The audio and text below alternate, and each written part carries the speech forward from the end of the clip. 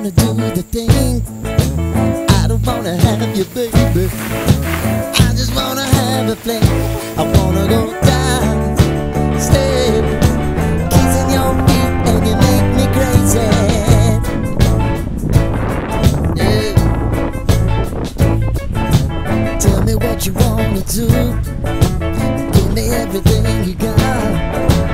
I just wanna try to get you in the mood. I just wanna hit your spot.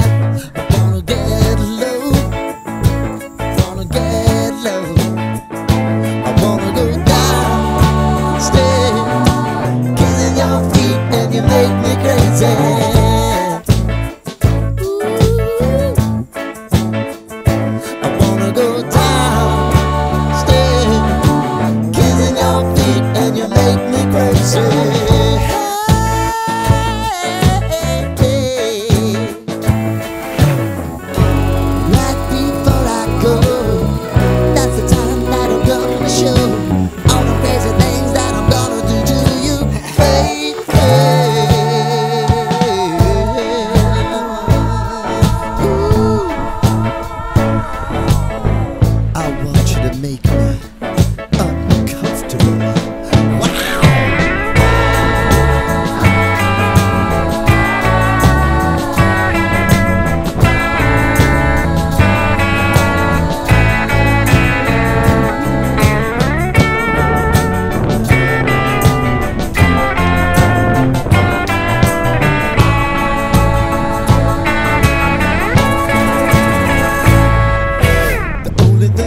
Tonight, you're gonna give it to me right. Give me everything that you got to give. Baby, show me the light. Wanna go down, stay, kissing your feet, and you make me crazy.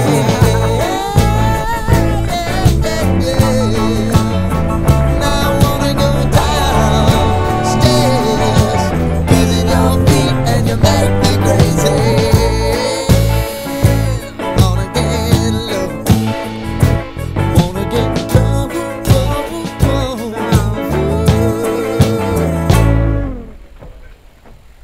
Tagal ko rin hindi nakapasok dito ah.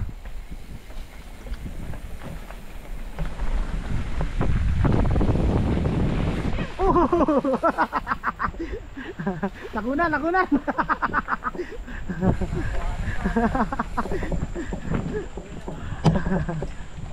Na-conscious ata, na-conscious.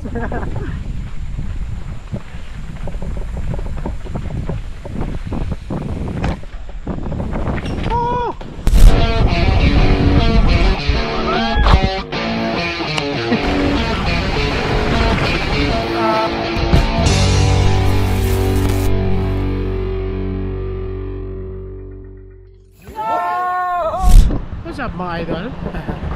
Back! Dito na naman tayo sa SG. Joke lang. Recorded to, video to bago umalis. So, yun. Mga video natin yan, kahit ano na lang. Try kong magbigay ng mga tips kung paano nyo gamitin ang inyong cellphone o kaya ang inyong GoPro or DJI or kung Insta man yan. Insta wala tayo, so same lang yan, action cam, kung paano nyo gamitin para medyo kuwela ang video natin. So yun, plus ito papakita ko sa inyo kung paano kami mga mountain biker mag-ride dito sa SG. Normally lahat pa-jack all the way lang kami pag pupunta sa trail kasi medyo mahal ang sasakyan dito. Tapos pag malayuan, pagod na, marami dito ang mga nagsusundo na sasakyan. Pinakamura ang nagsusundo dito, shout out kay Iskandar.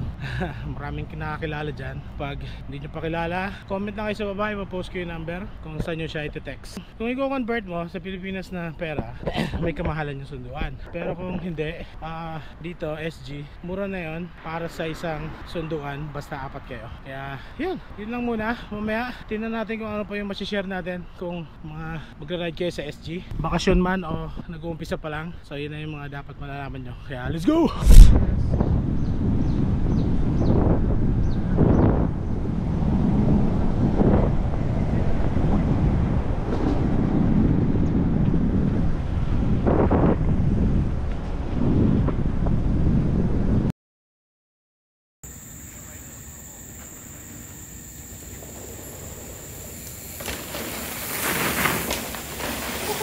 So yun yung isa sa mga kailangan yung pansinin. Pag kumuha kayo ng video na naka-zoom, mas lalo nyong makikita yung gandang angulo. Pero yung normal lang, hindi masyadong maganda tingnan. Kaya mas maganda yung gawin nyo yun sa mga camera nyo para magmukhang cinematic ang kuha natin. Tapos yung 0.5 na setting ng camera, maganda lang yung pag kukuha kayo ng malapitan like slow-mo, mga yan, isa sa mga magandang setting yon ng camera. Kaya yan, try nyo. Let's go!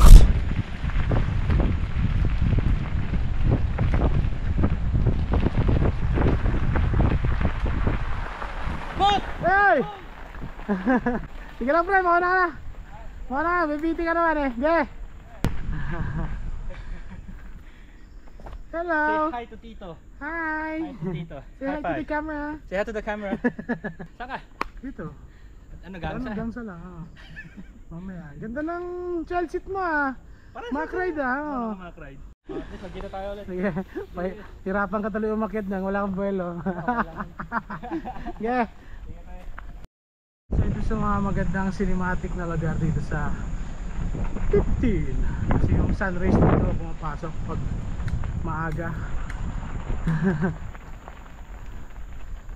Ako nasa ibang bansa.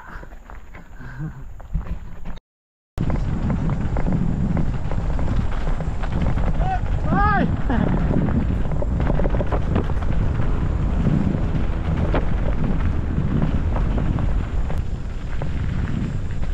Itong lugar na to, maganda rin to sa cinematic dati. Kasi dahil dito sa mga punong nakaganyan, dati cover na cover to. Tapos pag umaga malamig, may sun rays na pumapasok dahil sa yung rays ng araw pumapasok sa mga gap. So isa rin yun sa magandang cinematic view. Ito naman, ito yung fast section pag galing kayo ng Manday, entrance ng T15. Ito magandang part ng T15. High speed yan, maiksi lang pero at least maibsan ang inyong kalungkutan sa kaakyatan. Tapos yung kabilang side naman, pag pabalik kayo, ito mahaba, mas mahaba. Kaya yan yung makikita nyo isa sa makikita nyo sa T15. Tapos pag ito maganda sa POV kasi sa sobrang bilis, yung sa gilid nyo, motion blur na. Kaya ito pakita ko. High speed sigaw lang kasi two-way itong trail na to. Kaya dapat nasigaw kayo kung may kasalubong kayo.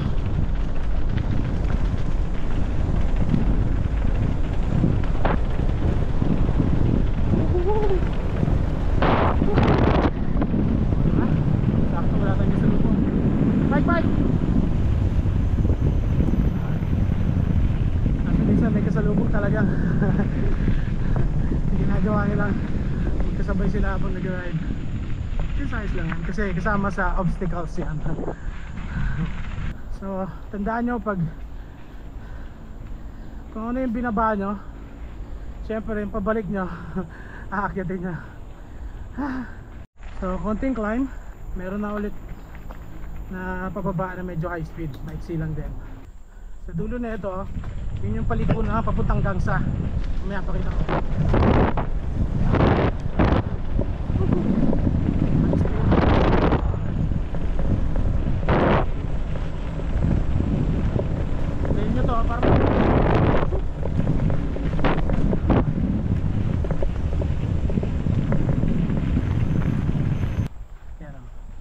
Ito biking only, no hiking.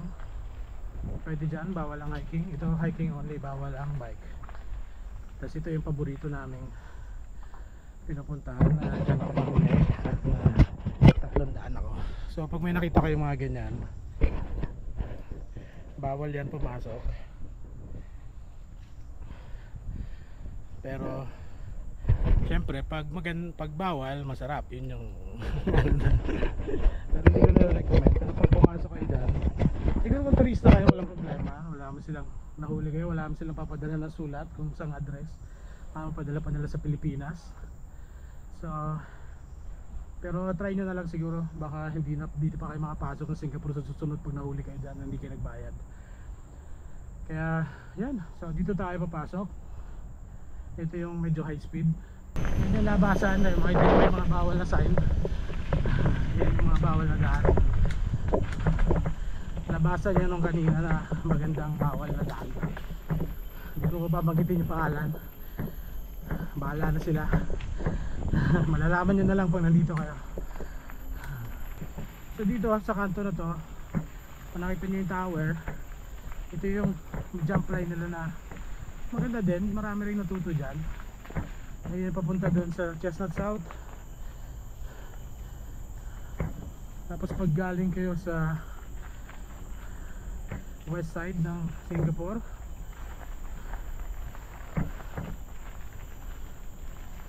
dito ang pasukan nyo. So pag pupunta kayo ng Gangsa, dire-diretso lang yun lang itong daan na to. Hey bro, morning. How are you, man?